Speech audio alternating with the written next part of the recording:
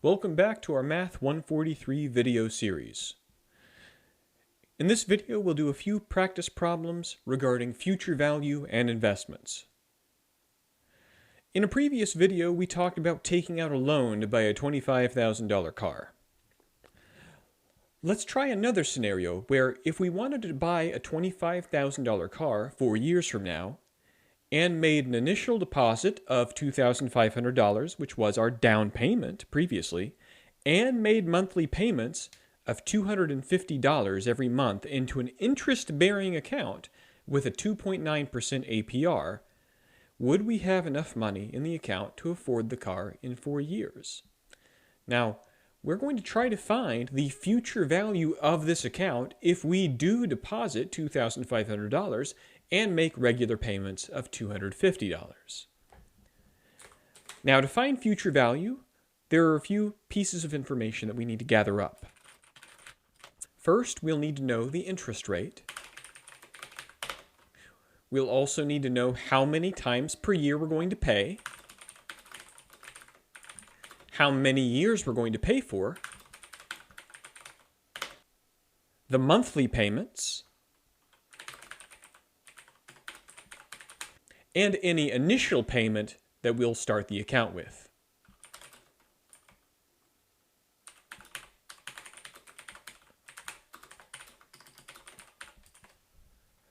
I want to note that we may not have an initial payment every time.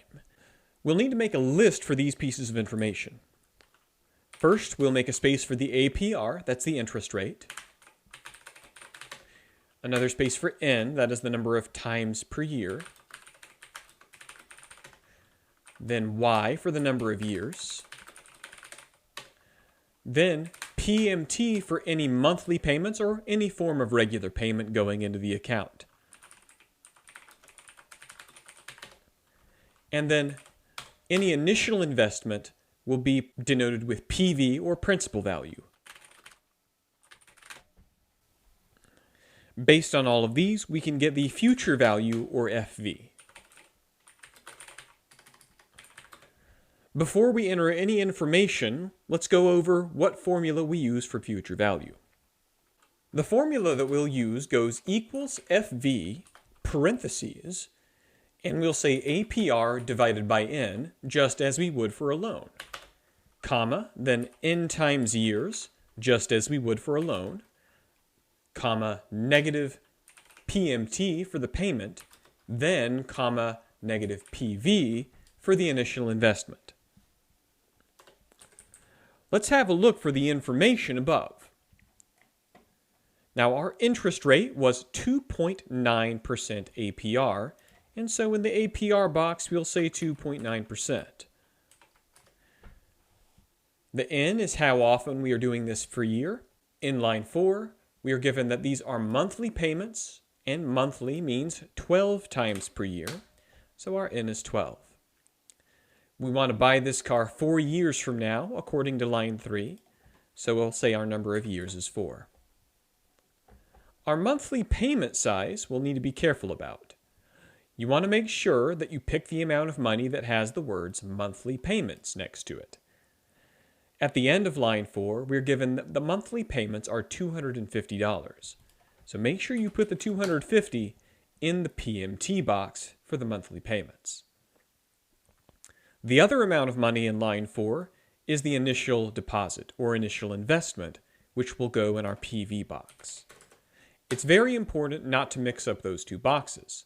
They're both amounts of money, but we want to make sure that we put the amount of money in the PMT box that says monthly payments, not the initial investment. The initial investment must go in the PV box. Now we enter our formula. Equals FV, parentheses, APR divided by N, comma, N multiplied by years, comma, negative PMT, comma, negative PV. So B10 is the APR, B11 is the N, B12 is the years, B13 is the payment, and B14 is the principal. Press enter, and we'll see our future value of this account in 4 years is $15,514. Now, since our car is $25,000, this is not going to be quite enough. That means either we'll have to increase our number of years or increase our payment. Now, what if we did this for 5 years?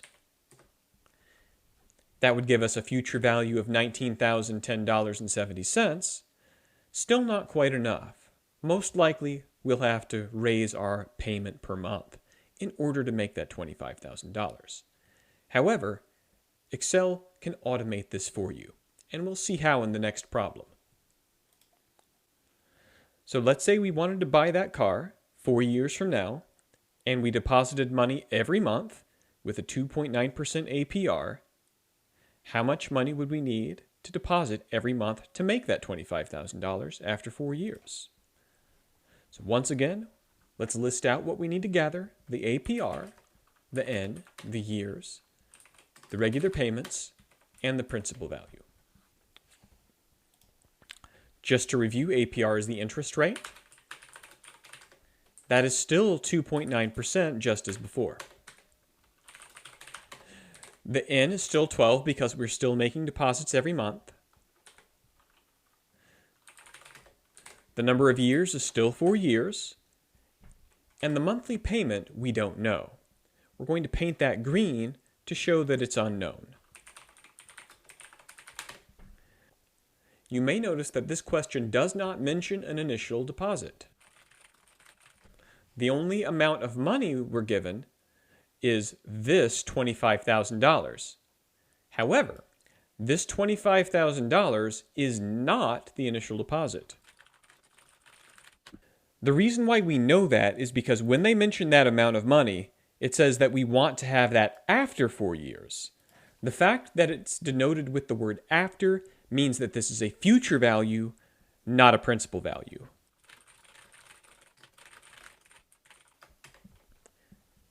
A rule of thumb when you're doing investments is that if there is no principal value mentioned and no initial investment, we're going to let that principal value be 0. So we'll place a 0 in the PV box. And now we'll do the future value formula just as before. The payment box is empty. That's okay for the moment. We'll say equals FV, APR divided by N, just like before, comma, N multiply years, just as before, minus PMT minus principal value. Close the parentheses and press enter, and you can see that we have $0. We know that we don't want $0 because in line 5 at the end, it says we want to have $25,000 at the end.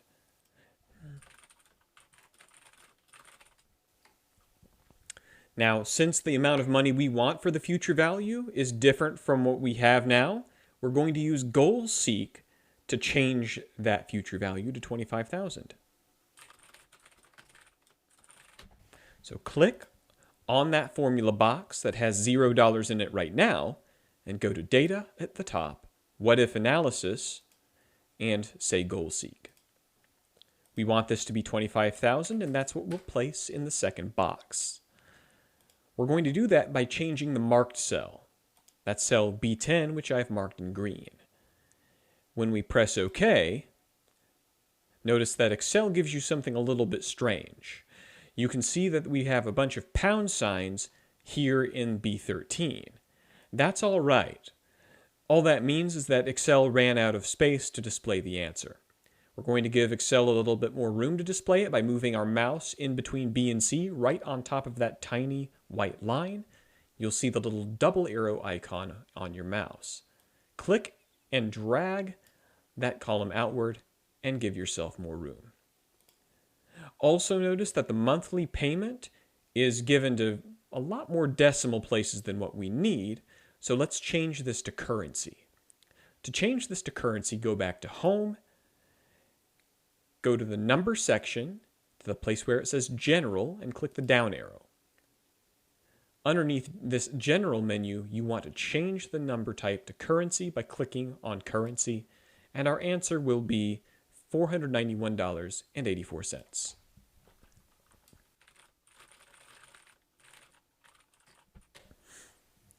That means that in order to pay off this car by investing in our own account, we can make a monthly deposit of $491.84.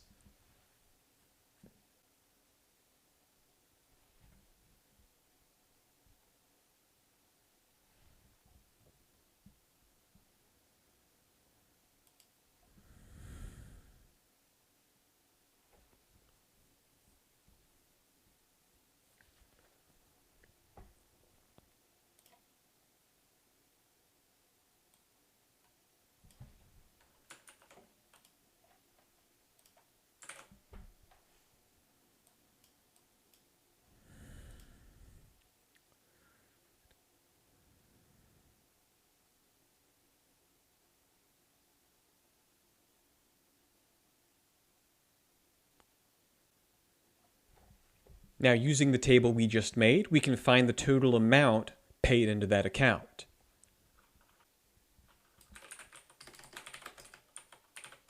To find the total amount paid into the account, we can use a formula in Excel that says equals N times years times PMT.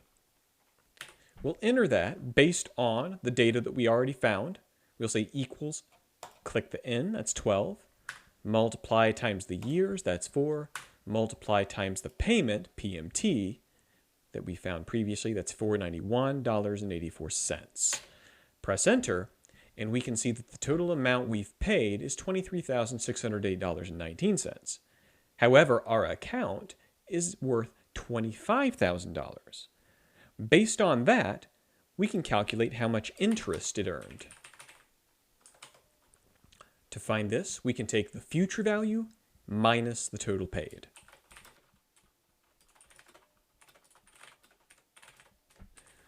So we'll say equals, and we'll click the future value down at the bottom, that's 25,000, and subtract the total paid here in B9 right above.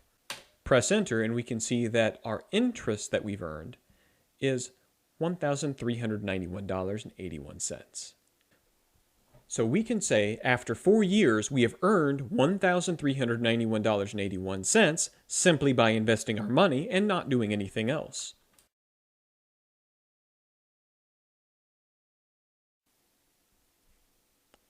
Now part C asks us, if we could get a $27,000 loan for the car, how much money would you save by investing instead? First, we'll get the cost of that loan, and we'll also get the total amount paid into our investment account. The cost of that loan is given as $27,000. However, in order to get a future value of $25,000 for the car, we only had to pay $23,608.19. To find the difference, we are just going to subtract the loan cost minus the invested. So we'll say equals, we'll click on C14, which is how much we would have paid if we took the loan, minus how much we actually paid when we did the investment. And we can see that the difference is $3,391.81. So we are actually saving over $3,000 by investing instead of taking the loan.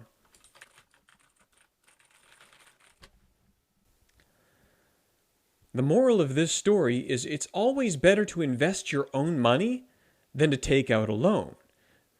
Because here you're letting your money work for you. You have gained $1,391.81 simply by investing your money in the right place. If you're taking out a loan, you're spending money simply for the privilege of paying more money. Now we'll do another example. Let's say we wanted to buy the same car with the same APR, but we could commit to making a bigger than minimum payment.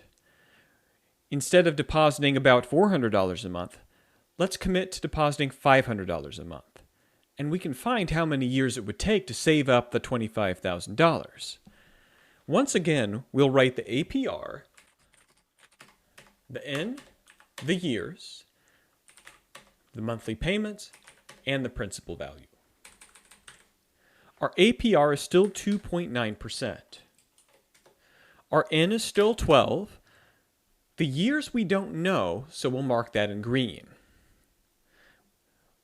The reason why we know that the years are unknown is because line 5 asks how many years. That's a sign that we don't know the amount of time. However, we are committing to making a monthly payment of $500. And let's have a look at the problem and see if we can find a principal value.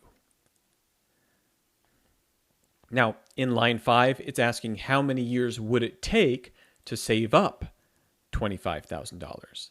That $25,000 is not an initial investment.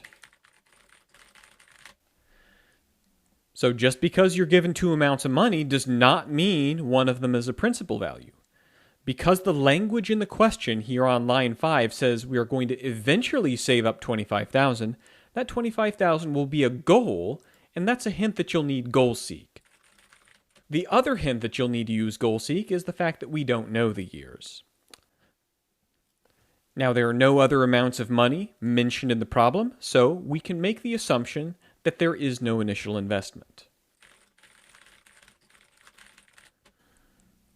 Therefore, next to the principal, we'll say 0. If ever there is no principal mentioned and no principal asked for anywhere in the question, that means we'll have no principal value at all, and we'll say 0.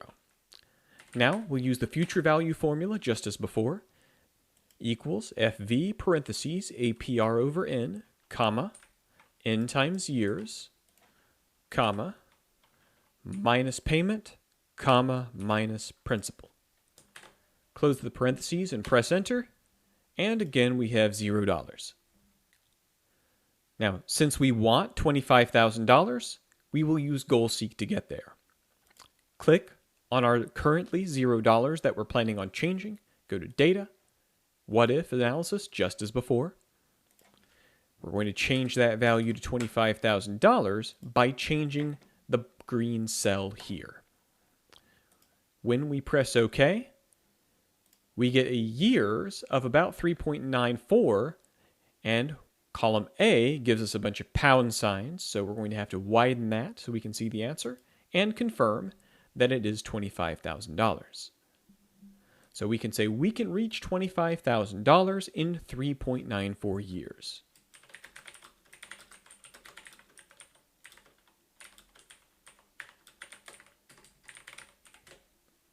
So this process shows us that if you make a regular payment of $500 every month, it will take just under 4 years to save up enough money to pay cash for this car.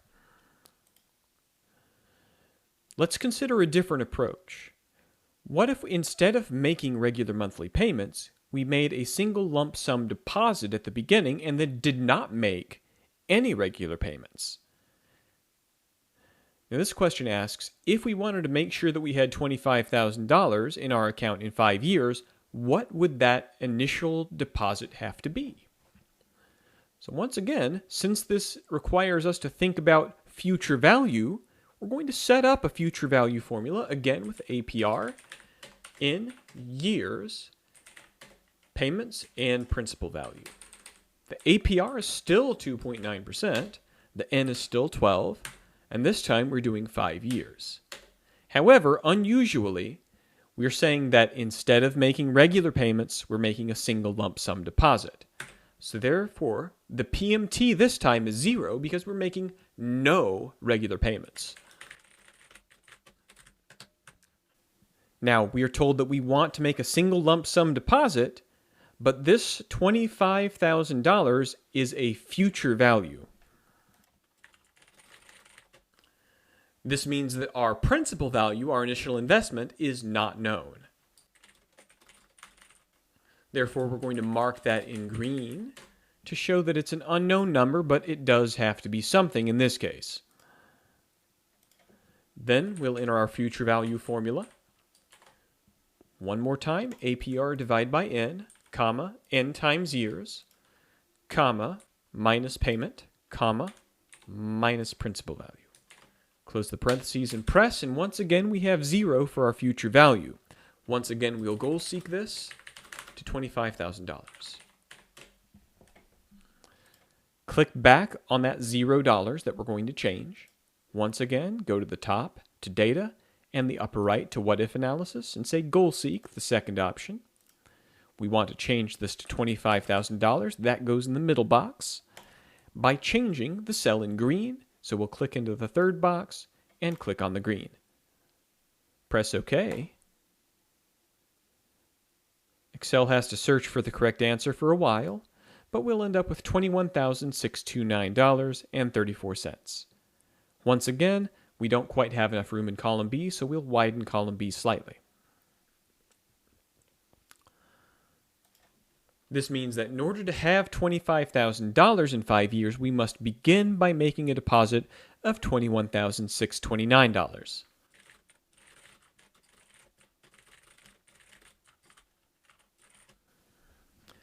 Now, very few people have that kind of money lying around, so the way most people handle it is by making regular payments as we did in the previous problem. It's a lot easier to find $500 per month than it is to find $21,629 all at once. Of course, this requires that you know when you're going to need the new car. But if you know when you're going to need the new car, it's always better to make an investment than it is to take out a loan. Thank you for watching, and we'll see you again soon.